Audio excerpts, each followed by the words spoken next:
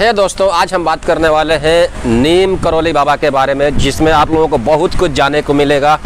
Mostly मैं 3 से 4 point को कवर करूंगा। सबसे पहला पॉइंट है नीम करौली बाबा का नाम नीम करौली बाबा क्यों पड़ा, कैसे पड़ा।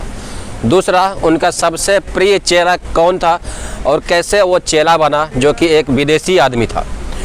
तीसरा, नीम करौली बाबा को नॉर्मली वहाँ पे जाने पे चद्दर चढ़ाया जाता है, या नीम करौली बाबा को आप देखे होंगे कि वो हमेशा चद्दर ओढ़े रहते थे। ऐसा क्यों होता था, ठीक है, ऐसा क्यों है। इन तीनों क्वेश्चंस के जवाब आपको बहुत ही सरल भाषा में आपको मिलने वाला है। चैनल पे ना होंगे तो लाइक सब्सक्राइब कर देना। देखो, ऐसे तो मैं बता दूं, मैं खुद भी एक हनुमान जी का बहुत बड़ा भक्त हूँ। बहुत बड़ा मतलब मुझे ऐसा लगता है कि मैं हनुमान जी का भक्त हूँ। एक नॉर्मल भक्त मान सकते हो, बहुत बड़ा तो बहुत बड़ा बोल दिया। मैं 2005 से हनुमान जी का हर मंगलवार को व्रत रखते आ रहा हूँ। आप भी रख सकते हो। 2 फ़ायदा है, मेडिकली भी फ़ायदा है, आपका शरीर स्वस्थ रहेगा और आस्था से भी आप जुड़े रहेंगे। सबसे पहली बात हम कर लेते हैं कि हनुमान जी का नीम करौली बाबा का नाम नीम करौली बाबा क्यों पड़ा। तो नीम करौली बाबा जो है, माना जाता है कि हनुमान जी के एक साक्षात अवतार है, हनुमान जी के एक रूप हैं। ओके, तो देख लेते हैं कि नीम करौली बाबा का नाम नीम करौली बाबा क्यों पड़ा। एक बार ट्रेन से नीम करौली बाबा जा रहे थे और उनके पास टिकट नहीं था। बट एक बहुत बड़ा अधिकारी थे, उन्होंने उनको फर्स्ट क्लास में बैठा दिया उस ट्रेन में कि ठीक है, आप फर्स्ट क्लास में चले जाइए, आपको जो है कि यहाँ पे कोई दिक्कत नहीं है और आप बुजुर्ग आदमी हैं तो आप उधर से चले जाइए। वो जाके बैठ गए, मना कर रहे थे लेकिन फिर भी जाके बैठ गए। उनके मना करने के बाद भी अधिकारी ने बैठा दिया, नहीं आप जाइए, बैठिए, कोई दिक्कत नहीं है। अब अगला स्टेशन आया और जो अधिकारी बैठाए थे, रेलवे के अधिकारी, वो चले गए, उनका काम पूरा हो गया और उनके जगह पे एक नया टीटी आया, ठीक है, या अधिकारी आया बोल सकते हो। तो वो अधिकारी चूँकि नया था और नीम करौली बाबा के पास टिकट नहीं था, तो वो टिकट मांग रहा था, सबको टिकट चेक कर रहा था। तो चूँकि नीम करौली बाबा के पास टिकट नहीं था तो उसको बहुत गुस्सा आया और उसने एक स्टेशन जो है कि जिस स्टेशन का नाम है करौली स्टेशन पे बाबा जी को उतार दिया कि आपके पास टिकट नहीं है, आप यहीं पे रहो, आपको ट्रेन में कोई जगह नहीं है। नीम करौली बाबा बोलते रहे कि अरे मुझे अधिकारी ने बैठा है, मैं अपने मन से नहीं बैठा हूँ, मुझे जाने दो। लेकिन फिर भी वो अधिकारी नहीं माना और बहुत तिरस्कार किया और वहाँ से ट्रेन पे से उतार दिया। ट्रेन पर से तो नीम करौली बाबा उतर गए और वहाँ से उतरने के बाद एक वहीं पे स्टेशन पे ही नीम का पेड़ था, वहीं पे जाके बैठ गए और भगवान का भजन करने लगे। इधर जो अधिकारी था वो ट्रेन में बैठा और ट्रेन का टाइम हो गया जाने का। ट्रेन चालू हो रहा है लेकिन ट्रेन को चालू कर रहे हैं लेकिन ट्रेन चालू ही नहीं हो रहा है। ट्रेन चालू कर रहे हैं, फिर चालू नहीं हो रहा है, फिर चालू कर रहे हैं, अगेन चालू नहीं हो रहा है। फिर ड्राइवर परेशान, ट्रेन चल क्यों नहीं रहा है, अभी तक तो बहुत अच्छे से चल रहा था। तो वहाँ पे रेलवे के इंजीनियरों को बुलाया गया कि आप देखो यहाँ पे ऐसा दिक्कत हो रहा है, घंटे 2 घंटे बीत गए, ट्रेन चल ही नहीं रहा है, परेशान, पूरा जनता परेशान। फिर वहाँ के कुछ जो लोकल लोग थे जो बाबा को जानते थे, तो उनको पता था कि एक बाबा है, ठीक है।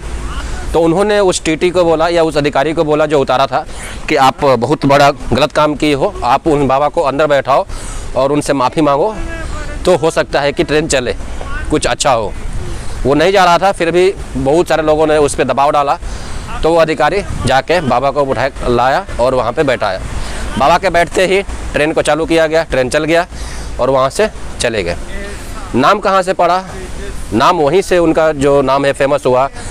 करौली स्टेशन पे जा कर के नीम के पेड़ के नीचे बैठे थे और वहीं से उनका नाम पड़ गया नीम करौली बाबा, ठीक है। पहली जो क्वेश्चन था, इसका आंसर आप लोगों को मिल गया। दूसरा क्वेश्चन है कि उनका सबसे बड़ा दास जो है वो विदेशी आदमी कैसे बना। देखो, जो उनका प्रिय दास था, उसका विदेशी जो नाम था वो था रिचर्ड। बट बाद में उसका नाम रख दिया गया था रामदास। उसका नाम बदल लिया था और वो अपना नाम रामदास, ठीक है। अब चूँकि हनुमान जी राम जी के दास थे तो इसने भी अपना नाम रामदास करवा दिया, जो कि अब उसका यहाँ पे नीम करौली बाबा से कैसे मुलाकात हुआ था। तो वो आया था और बाबा जी कीर्तन भजन कर रहे थे।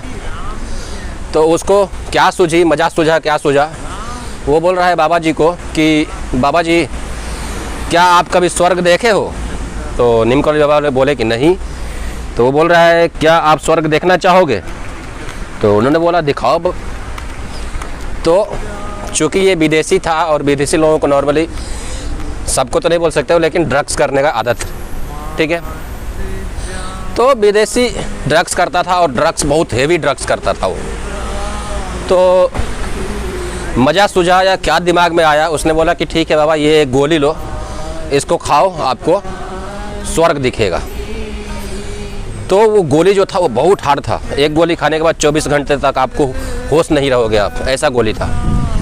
वो बाबा जी ने खाया, बाबा जी कुछ नहीं हुआ उनको, वो अपना सत्संग करते रहे। उसने देखा रिचर्ड्स ने, अरे यार इनको तो कुछ हुआ ही नहीं। तो बाबा जी क्या बोला वो, अरे बाबा जी मैंने गलत गोली खिला दिया आपको, ये वाली गोली है, ये आप खा लो, 2 गोली है। फिर से उसने 2 गोली खिला दिया, 3 गोली खिला दिया टोटल। बाबा जी फिर से खा गए, कुछ नहीं हुआ। फिर वो अचंभित, अरे क्या हो रहा है, कैसे हो रहा है? जो आदमी 1 गोली नहीं खा सकता है, नॉर्मल आदमी कितना भी बड़ा से बड़ा नशेड़ी रहेगा, 1 गोली नहीं खा सकता। बाबा जी ने 3-3 गोली खा लिया, फिर भी अभी होश में है। तो बाबा जी ने पूछा कि क्या हुआ, हमको तो स्वर्ग नहीं दिख रहा है, नहीं दिखा पाए तुम? तो बोले अरे नहीं नहीं बाबा जाने दीजिए। नहीं नहीं तुम्हारे पास कितनी गोली है? 2। उसने बोला कि मेरे पास 10 गोली है बाबा, 10 दिन का था, लाए थे हम। तो ठीक है तुम 10 गोली तो मुझे दो, मैं देखता हूँ स्वर्ग दिखता है कि नहीं। बाबा जी ने उससे लेकर के ज़बरदस्ती गोली खा लिया। रिचर्ड्स टेंशन में, 10 गोली खा लिया, अब तो कुछ ना कुछ हो जाएगा, तबीयत ख़राब हो जाएगा, एम्बुलेंस बुलाओ, ये करो वो करो। बाबा जी ने खा लिया, बाबा जी को कुछ नहीं हुआ। और वही दिन है जो वो आजमा रहा था, रिचर्ड्स नाम था जिसका, विदेशी आदमी। वहीं से वो बोला अभी मैं विदेश नहीं जाऊंगा, मैं अभी गुरु का शिष्य बन कर रहूँगा। और वहाँ से वो उनके साथ रहने लगा, सबसे प्रिय भक्त बन गया और उसका नाम बाद में रामदास कर दिया गया था, रामदास कर लिया अपना। तो ये दूसरी स्टोरी, दूसरा क्वेश्चन। तीसरा है कि आप देखे होंगे नीम करौली बाबा हमेशा एक कंबल ओढ़ के रहते हैं, इसके पीछे क्या स्टोरी है? तो नीम करौली बाबा एक बार जा रहे थे कहीं, तो एक गांव पड़ा और उनको रुकना था, चूँकि रात हो गया था तो रुकना था। तो एक घर में पहुँचे जहाँ पे बुजुर्ग माता पिता थे, उन्होंने बोला रुकने के लिए, वहाँ पे रुके और वहीं पे उन लोगों ने इनको ओढ़ने के लिए एक चद्दर दिया। और वो जो चद्दर ओढ़ के सो गए। और जिस दिन वो गए थे वहाँ पे, उसी टाइम जिसके घर पे गए थे उनके लड़के सैनिक में थे और लड़ाई चल रही थी और वो चारों तरफ से घिर गया था वो लड़का। और उसके अगल बगल जितने भी थे सब गोली के से मारे गए। इसके ऊपर भी गोली चली, लेकिन वो सारा गोली जो इसके ऊपर चल रही थी वो नीम करौली बाबा के उस कंबल में आके फंस जा रही थी और वो लड़का वहाँ से बच गया। और जब ये नीम करौली बाबा अपने कंबल को लेकर के, और सुबह हुआ लेकर के गए अपने शिष्यों को, बोले कि ये कंबल को कुछ खोलना नहीं है, ले जाके ऐसे फेंक देना।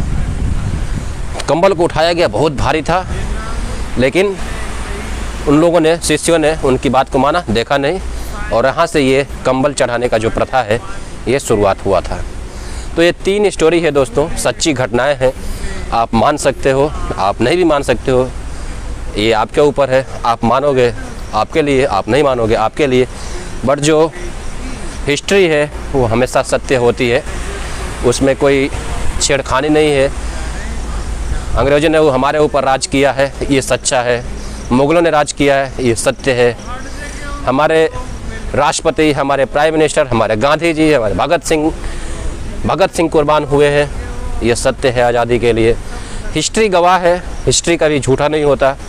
आप वहाँ पे जाइए, कैची धाम देखिए, दर्शन कीजिए, हो सकता है आपके जीवन में कुछ बदलाव आए। और भगवान पे भरोसा रखिए, भगवान ही सबको नैया पार लगाते हैं। देखिए कल का ही देख लो मैच जो है इंडिया और क्या बोलते हैं south Africa T20 world cup था।